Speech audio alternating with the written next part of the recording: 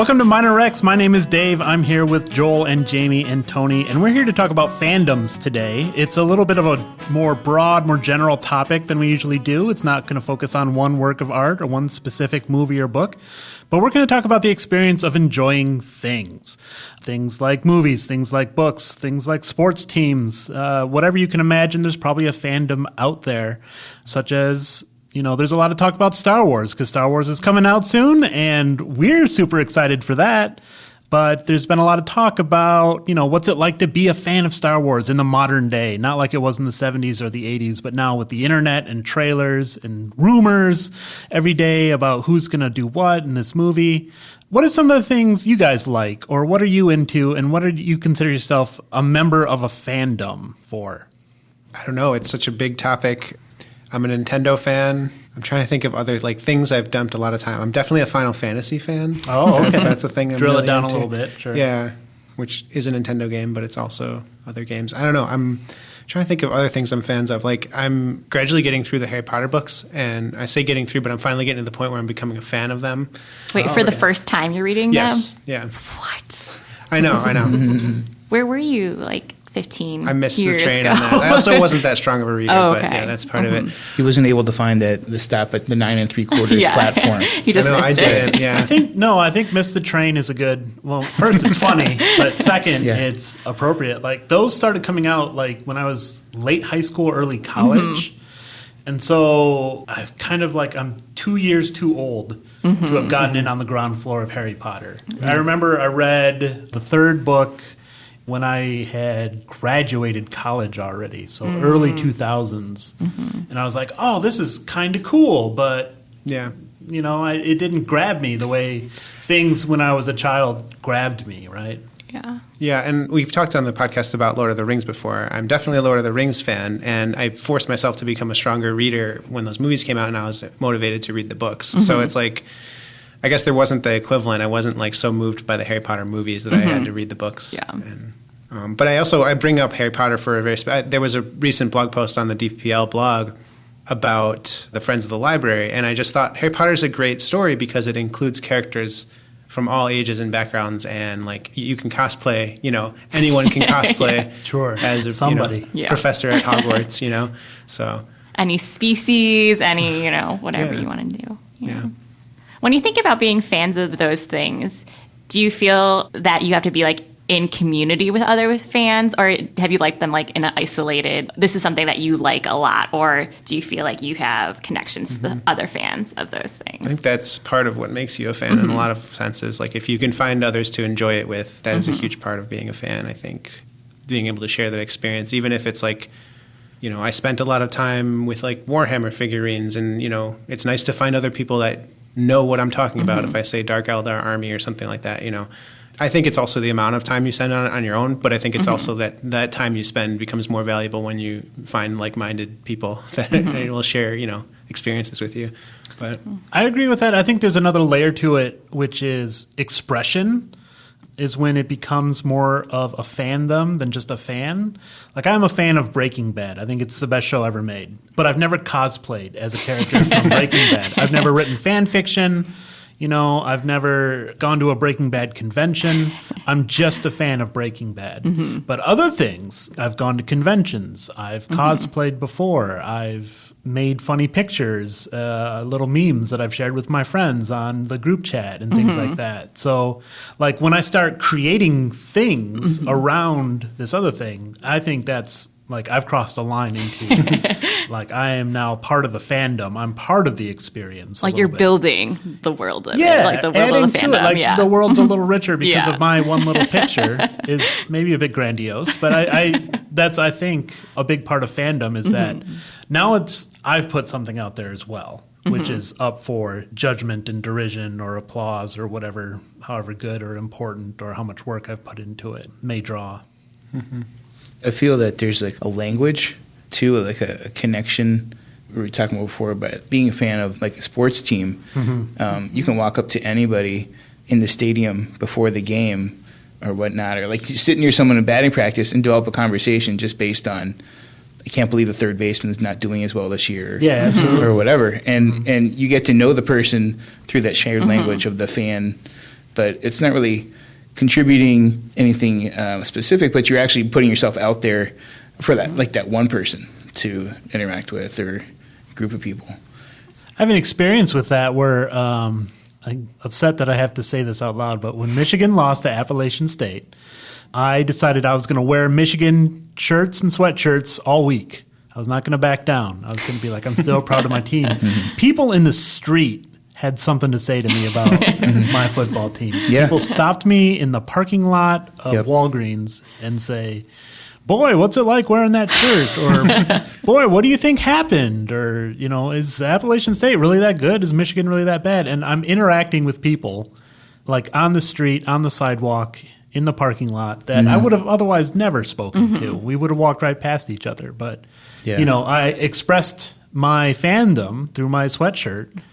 And all of a sudden I'm connecting with people who, maybe I didn't get to know their name or anything, but obviously it struck a chord with me if I remember these conversations to this day.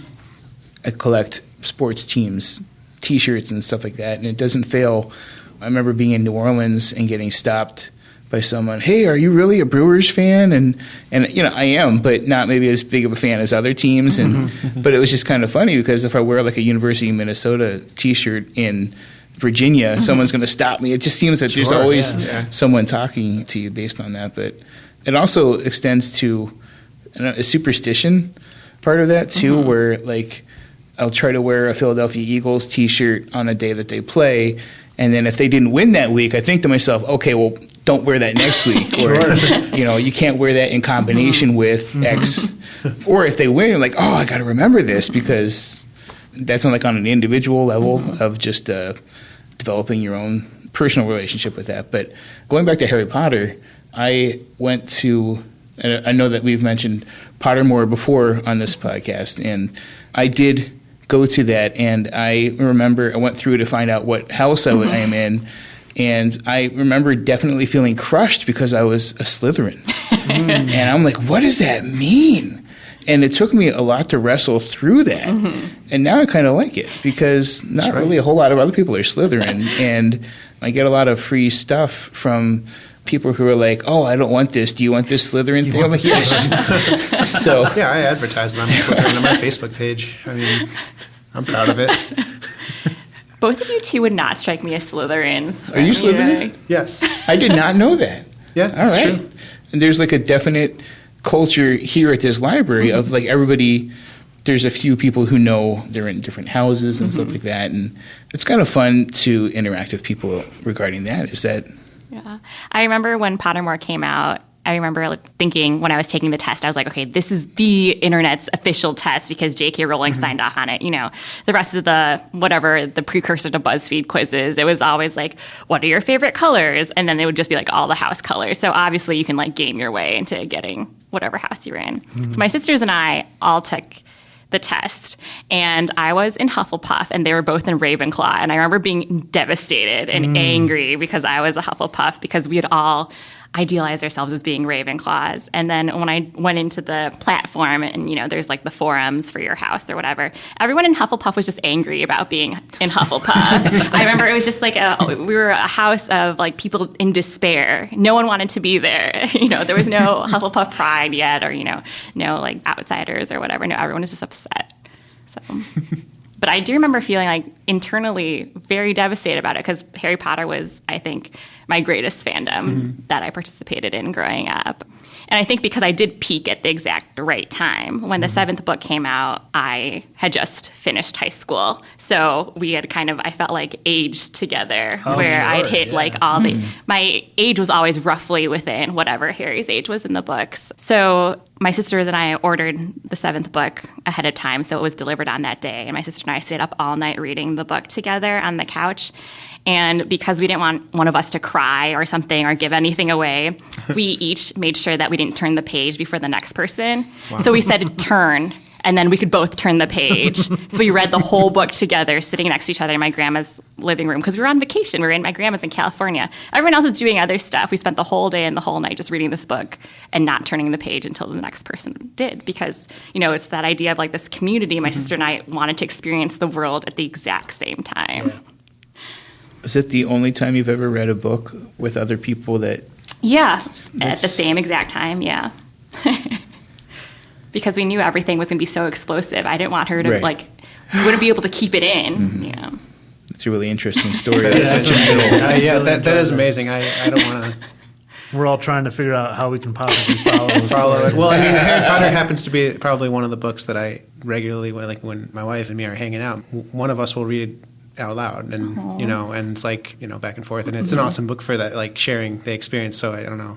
I think the reason I'm reading it is definitely my wife. So it's I can easily share that on the podcast and just say it's amazing how something is affecting so many people, and it's but in these individual ways. And I think that's the very least. I didn't know that. I bet none of you guys knew I was going to, immediately bring up Harry Potter, but no, we ended up talking about it for a large part of our Fandom podcast. So. And it's interesting to me how it's still relatively relevant, that there's still kids learning about it for the first time. Yeah. My niece had a Harry Potter birthday party. She's obsessed with it. And so I can't wait till my daughter's old enough for me to read it to her too. So I think it's really cool that the book is still in the culture. And, those Fantastic Beasts movies are still coming out. So there's still Harry Potter world things still happening. It's still an evolving landscape. And that'll actually bring me back to Star Wars, because I think that was probably one of my earliest experiences with just a fandom that I almost learned more about Star Wars through Star Wars RPG than I did from the movies. Sure. I mean, the movies were something that obviously I was born while they were probably already all out. So it was something that I had to gradually become familiar with in this weird hodgepodge order, mix and match. I remember we used to just call Empire Strikes Back Hoth because it was the one that started in the ice planet. And sure. Yeah, I don't even know that I remembered much after the ice planet. I remember my brother and I had watched Star Wars when it aired on TV for the first time. That's how we first saw it. And we were super excited. And my parents are like, oh, there's a second one. It's called Return of the Jedi. And so we went to the video rental store to check out Return of the Jedi. And my dad's like, yeah, they want to see the second one. And the guy's like, hold on. That's the third one. There's another second one. And I wonder this day what my life had been like had I not seen Empire in order. Mm-hmm. If that guy hadn't shared with us, if he had just been like, sure, whatever, get out of my store. But instead he was like, no, you should have the correct experience. You should see the movies in order. Mm-hmm. And thank you to that guy, whoever it was that bailed us out a long time ago. Well, really, and that's part of our job description here at the library. We've done that for enough people, both for Star Wars and for Lord of the Rings and for, Fast and the Furious right. is the one that I get a lot. Right. Which one's the fourth one? Mm-hmm. I have to look it up every single time because they all sound the same. I know them now. I got them down. Why can't you just put the number in each one of the titles? They started doing that at the end. Now. Okay. Fast 5, the 6. I remember can we do Return of the King and then the Two Towers? And I had the same Yeah. No, absolutely not. Hold on. Let me just respectfully correct you here. I remember watching Star Wars. My uncle and aunt, who didn't have kids, but they did have a VCR, which is big news, when I was 5 years old. And I had this sublime experience of being in a room watching Star Wars by myself. And now I realize they just parked me there to do whatever. Let's have the TV watch a kid. But I would watch Star Wars over and over on that VCR. Mm-hmm. And then by the time Return of the Jedi, I remember standing in line to go see that at the Eric movie theater in Allentown, Pennsylvania. It's one of those moments that are frozen in your head. Mm-hmm. I don't really remember much about that experience so much. I remember the movie theater and the line standing. Yeah. But that's also where I saw Temple of Doom when my parents thought we were watching The Natural. We were actually in the wrong movie theater.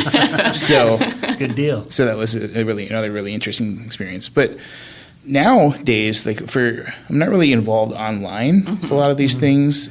I don't really have a lot of passion for as much passion. If X-Files had come out 10 years later, I was a huge X-Files fan, and I did have just the raw, white-hot, inchoate passion to write about or whatever and discuss, but there was nobody to discuss it with because, the people I worked with at the movie theater, that's great, but who else, And the internet wasn't really that much of a thing in the early 90s. Yeah. It was just before that. So I kind of regret maybe because I feel like I've missed out on the one experience I'd be really passionate about. Mm-hmm. But now the stuff I am passionate about, I interact with it through TV. Like I'm a sports fan, I'll like cheer for my team. But other than that, I don't really go online. Is being online communication, is that part of the fandom? Like, is that like a definitive fandom? I don't think it's definitive, but it's definitely a strong component of it in the modern day, because there's a lot of also like seeking out people who are also interested in this thing, but also there's a lot of seeking out people who have your opinion about this thing. There's a lot of that. I'm mad about this. I'm mad about The Last Jedi, for example, and I want to go watch YouTube videos of other dudes who are mad about The Last Jedi, right? So there's a lot of that going on, which can be both good and bad, right? It can be bad if you're reinforcing your anger. That's just a bad idea. You just shouldn't do that. Right. And some people, willingly seek out ways to do that, and that's unfortunate. But in other ways, it's great. Things like I was a big fan in the early internet, we can say, before YouTube, I was a big fan of the Mother series, Earthbound, for Nintendo. And they had a website, which still exists, called starmen.net. And they would have a forum, which was great, but they'd also have like, hey, I drew a picture of my favorite character. Here it is. And people were like, oh, that's awesome. I love this. And then there was a lot of those experiences where not only can you talk about a thing, but if you drew a picture, everyone could see it, right? Kind of everyone in your little fandom could get together and see it and experience it together. And, I would have a folder on my desktop where I would be like, oh, I got to save that one because that one's really good. It was another level of interaction with the property. Yeah, and for me, that was MuggleNet in the early 2000s, which was obviously a Harry Potter fan site. And it was started by a 12-year-old homeschooled boy, actually.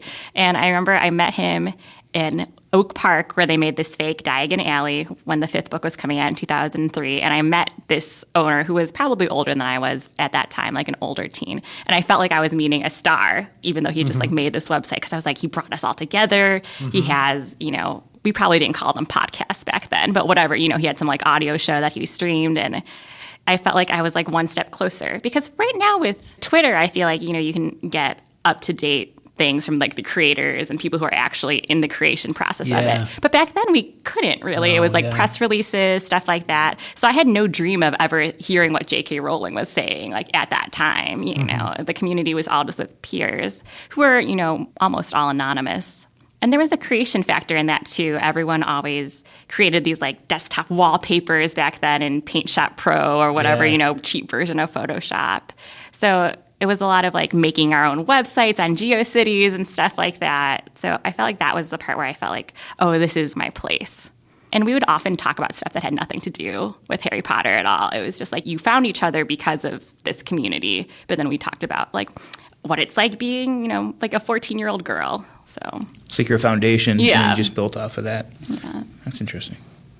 But yeah, I don't feel like I'm in deep fandom now because like I don't go on Reddit really, or I don't really go on Twitter that much either. And I feel like those two spheres are so into Reddit deep in especially. there. Yeah. Like I think Yeah. Reddit is built on fandoms. It's like, what is your fandom? Come interact with it. And for good and for bad, some subreddits have been very positive and some have been very negative and some have been mixes of both, and you never know. It's kind of like they got a bunch of people together that were all like this one topic and then let it mutate however it did. And so these days, if you go into a subreddit, you kind of don't know what you're getting yourself into. It's not just like, oh boy, all these people will be fans. Like, if I can give examples, the college football subreddit is very cool. They're fun, they're nice, they're smart, it's great. The wrestling subreddit, not so much. Like, they have strong opinions about this is terrible. No, that's terrible. No, you're terrible. And it's not a fun place to go most of the time because they've kind of built their identity around making fun of the product, whereas the college football subreddit has built an identity around celebrating and promoting the product. So do you think that ethos of each of those subreddits started from like whoever created it and then it built up, or does that intrinsically have to do with the creation, like with college? I think there's a lot of subtleties to it. I do think mods can have an effect on a subreddit. There was a Warhammer subreddit that people had to flee because the mod was just a jerk. and promoted negative threads over positive threads. That just because, and he's like, I run this show. What do you want? This is my subreddit. So people like made their own and went to a different one. So it can be a lot of things. It can be the product itself. It can be the people that happen to be strong posters. It could be the mods. It could be, who knows, any number of little things that affect how a community grows over time.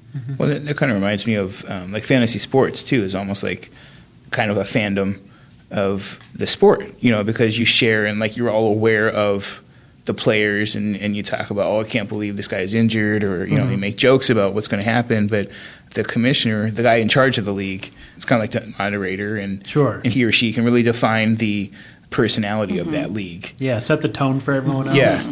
Yeah, so it's pretty interesting how that can happen in an online experience. Same as in an in-group experience, but that is a critical aspect when you're looking at, you know, if it's smaller, it's going to be more effective, where if it's larger, like in a larger sphere, it may have a lot of more naysayers against the way that, you know, you want the personalities being driven, I guess. I also feel a particular loyalty or responsibility to my fandoms in funny ways. Like, I've been thinking a lot about this, and I think I'm ready to say, after all this time and all these years, not a big fan of Star Trek. Now, my teenage self would be shocked and furious with my modern self for saying that. But I think at the time I was a really big fan of The Next Generation. That's what I was watching on TV. And I'm still a big fan of The Next Generation. And then I'm like, oh, I must be a Star Trek fan. I must like all things Star Trek. And it took me this long to figure out, maybe I'm not. Maybe I can let those things go. And I can enjoy what I enjoyed, and that was a good time. But I don't have to watch Discovery, do I? Like, no.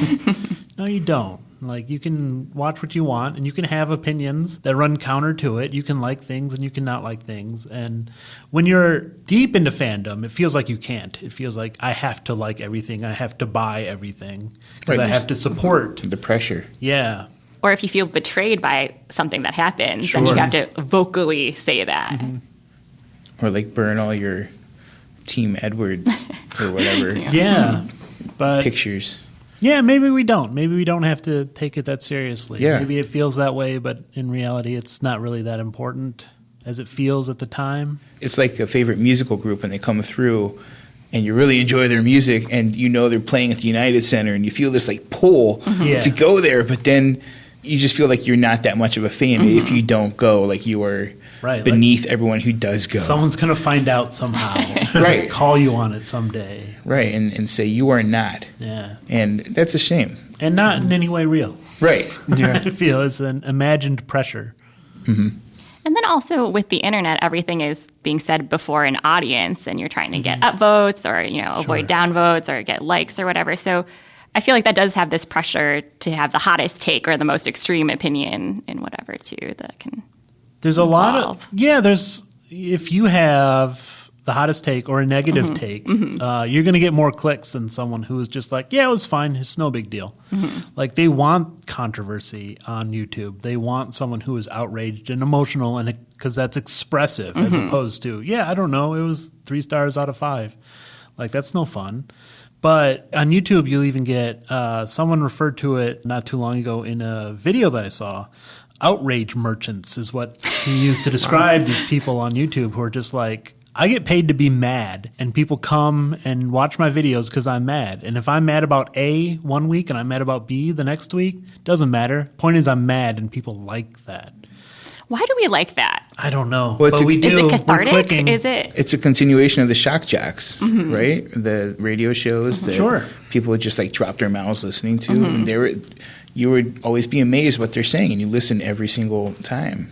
Yeah, you mentioned it as a way of self-expression, but it's funny because this is a different type of self-expression than the type you were talking about with fandom, where fandom is kind of this creative personal thing. This is like the outward expression that, like, to me is like, maybe that's the thing. Maybe it's not catering to, it's not self-expression. It's not, this is how I feel. This is, oh, I need to be angry about this, so I'll pretend like I think this. And that's different. That's wholly different from, you know, I love this thing so much I have to draw it, which is what a lot of early creative fandoms really felt like to me. It's just like I have to express myself, whereas this is different. This is performative. Yeah. Well, it's like the late night shows too, like the Colbert Report. they're always giving the news in a funny way or a somewhat of a teardown way. Yeah. And it doesn't matter what the news is about, it's going to get kind of ridiculed, I suppose. And it's the same way. It's not, oh, how are they going to react to this? It's, let me watch this because I know they're going to react in a specific way. Sure. Yeah. And it's just it happens to be a moving focus. So it can be unfortunate. Fandoms can be toxic. Fandoms can be awful. We know some awful ones. I don't know. Like, it's become a thing now. Like, you could list your fandoms on a piece of paper. Like, I'm a fan of this and this and this. Like, I feel like it didn't feel that way so much 10 years ago, 20 years ago, where it's just like, oh, sure, I like that. I like this too. But now it's like, these are the ones that I'm serious about. These are the fandoms that I will fight for. Allegiance. Yeah. Like a much stronger part in your identity formation. Yeah, it's just another form of identity politics. But this time it's, the art that you love. But going back again, like I'm trying to find experiences of fandom in decades before. Sure. And there have been people who have been tailgating at college football games for decades. And they get up at 4:30 in the morning and they tailgate themselves to pieces and then go to the game and then tailgate afterwards. And that's, to me, that's fandom. That's allegiance. Back to Star Trek. The original Star Trek was canceled after 2 seasons, and then a write-in campaign. People wrote letters That's awesome. in the 60s. This was before the internet. This was, there were barely, I don't think there were conventions yet. I'm not sure.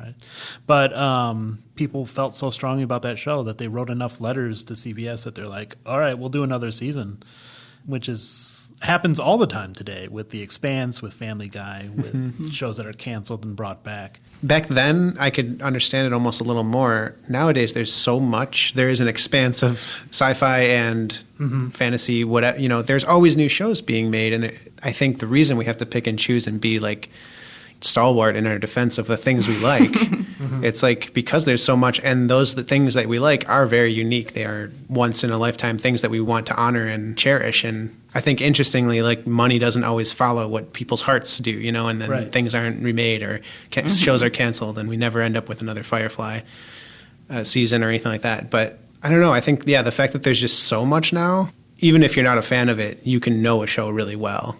I think that's part of it, is people can have opinions about a lot of things, almost like they're fans of it. But I don't know. They're not necessarily creators, and they're not participators. And maybe when there's so many more options, then you feel like each choice you're making is more part of your identity than when, everyone had 4 channels or whatever, and, you only listen to music on the radio. Then it was like everyone kind of had access to all this stuff. Yeah. But now with so much stuff, it feels like each choice you're making is a specific choice. It's not just whatever's on at 7 p.m. It's I'm choosing this, and then it seems more important, like part of who you are, maybe. That's really interesting. Also, like I'm choosing not to watch this. Yeah, exactly.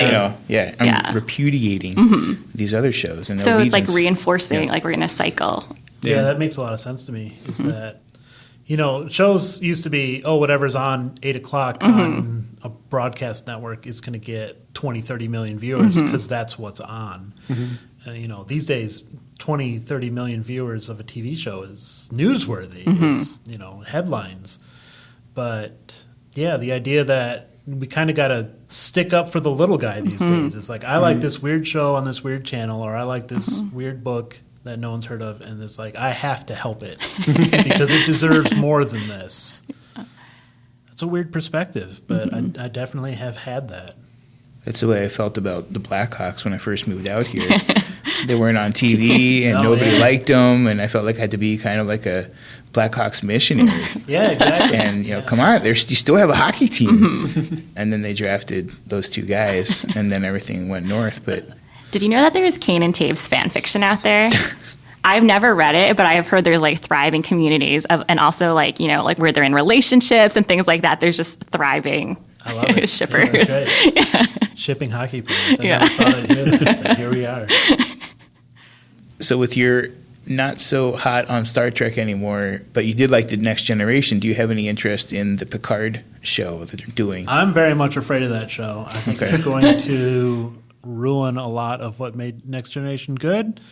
I'll definitely pay CBS to watch it, I'll tell you that, because I have to know if it's good or bad or what it does and how it does it. Yeah, I'm nervous about that show. I'm nervous for my Star Trek. is this going to make Next Generation better or worse? I don't know. I'm scared. Like my child's going on stage at a piano recital or something. I hope it does very well. I'm nervous about Picard. It is brutal, man. Watching my kid up to bat in Little League, I'm in like pretzel knots. Yeah, so you know. So I agree with you. I like the Next Generation, and I think I understand what the love was for that, and not so much the other shows. They really don't hold. Are they good? Other people like them for other reasons, and that's like I can be fine with that these days. I don't have to say, no, yours is worse, mine is better. There was a time when I felt that way, but I don't have to feel that way anymore. Right. And you don't have to let them know that, too. It's just, Star Trek, I like certain shows, and I actually haven't seen Deep Space Nine all the way through, but that's one of the ones I'm like looking at going back and revisiting. I just feel like they're different shadows of the same. They're not any lesser or greater in my mind. I almost like them all.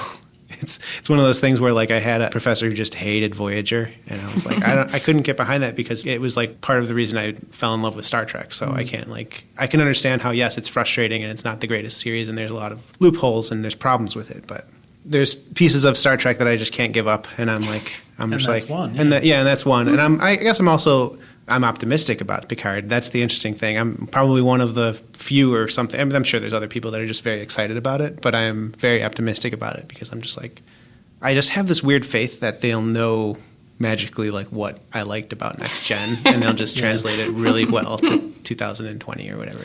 Yeah, come in 3 months or something. January 2020, I believe. Is that 2 or 3 months? And Stewart's in that. Patrick Stewart? Yeah. Oh, absolutely. Okay. Oh, yeah. And a bunch of them. They're bringing back Jerry Ryan, 7 of 9, is going to be in that for some reason. Yeah, Brent Spiner's going to reprise his Data. Yeah, no, I'm nervous. I'm scared. I hope it's good. And kind of opposite way about Star Wars 9, I kind of don't care about Star Wars 9. I felt 8 was such a great ending that I kind of don't It's like the epilogue. Don't want more. I'm like, that was fine. We're done now, right? And then they're like, no, there's one more. I'm like, does there have to be? Does it have Trilogy. to be multiples of 3? Right. I think the studio executives would say yes. Yes. There has to be another one. Certainly the accountants want a Star Wars 9, but... well, 9 is such an even number, too. Yeah. I'm actually looking forward, though, to not having those expectations of 9. To just go in and watch a movie, and maybe it's a good time. Yeah. As opposed to, well, this better answer all these questions. I don't care anymore. In my notes, I have for the first line, Star Wars, whatever happens, ... Exactly right. I'm fine. If it's a good movie, that's great. If it's a bad movie, that's too bad. But I'm in it for just... So you're like playing with the house money, right, at this point? Like, yeah. It ended well for you. I've come all the way through to the other side where it's like, this movie can be whatever it wants, and I don't care. It's just more Star Wars, and hopefully that's good. Yeah. But it doesn't have to, is it better or worse than the first 3 movies? Or is it better or worse than the prequels? God, I don't care. Right. Like, whatever at this point. That's like the opposite of how I feel about the Game of Thrones books, if they ever come out. After the Game of Thrones last season ended and I was dissatisfied with everything that happened, I was like, now I really need him to write these books to fix everything. Yeah. Otherwise, this is going to be the last thing I have in my head. This is going to become the canon, and I don't want it to be. No. Yeah. So I'm with you on that. Yeah. I'm with you there, too. Because it kind of started writing itself. That, to me, was like the end. I'm not like a complete believer of the TV series, but I didn't hate it as much as everybody else maybe just didn't like it. And I realized I was like tricked by my mind, and I was like, wait, no, I didn't read this. This isn't actually the end. And so like I have to reserve the spot in my, and to think that it could be finished as a book and as a series. He's coming to speak at Chicago Humanities Festival soon. So I was like, I hope someone just like asks him, be like, why are you here? Why are you here? Go home and write your book. Who wants to talk about the Jets defense? That one I can't help you out with. Yeah, he needs to write. Rothfuss too. Yeah. The both of them are going to conventions and having a good time. And Patrick Rothfuss, please write. Please write that third book. Please. Or you know what? A fourth if you have to. I don't care at this point. Like, yeah, I know, but just whatever you need to do. Yeah. How long has it been since the last one? It's been a while. Yeah, 8 years. 8 years, 10 years. Something. I was thinking something like that. Yeah. 2012. That's what I was thinking. 2009 and 2012. Yeah, whatever year this is. Yeah. So we're talking about Name of the Wind, of course, and the King Killer Chronicles. There's yet to be a king that's killed, so one would assume there's more story to be told. But then again, Stephen R. Donaldson wrote two of the greatest series that I had ever read, The Ill-Earth War, and then the follow-up after that, with name which escapes me. But he wrote those back in the 70s. And then between 2000 and 2010, he's like, you know what? I think I'm going to write a third trilogy about this. And I was so excited. I was like primed. I loved it. I worked in a bookstore. I was waiting for it to come out. It was okay. It was okay. And then the second book came out, and it was just a little bit less okay. And then the third one came out when I was working at a library, and I still haven't read it. So that's like a sad ending, right? But in a way, it's kind of like a pause. Like, I'll get to it one of these days.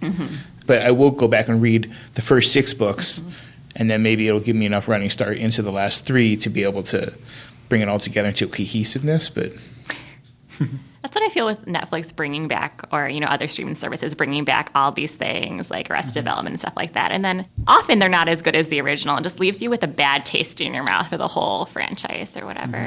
Yeah, I went back and watched the X-Files, and 20 years later, it was pretty brutal. Yeah. Well, we made it through the whole podcast without mentioning Marvel, and I think that's incredible somehow. But that's our podcast on fandoms. Love what you love and don't hate people for loving other things, I think is the message. Exactly. All right, and that's Minor X. We'll see you next time.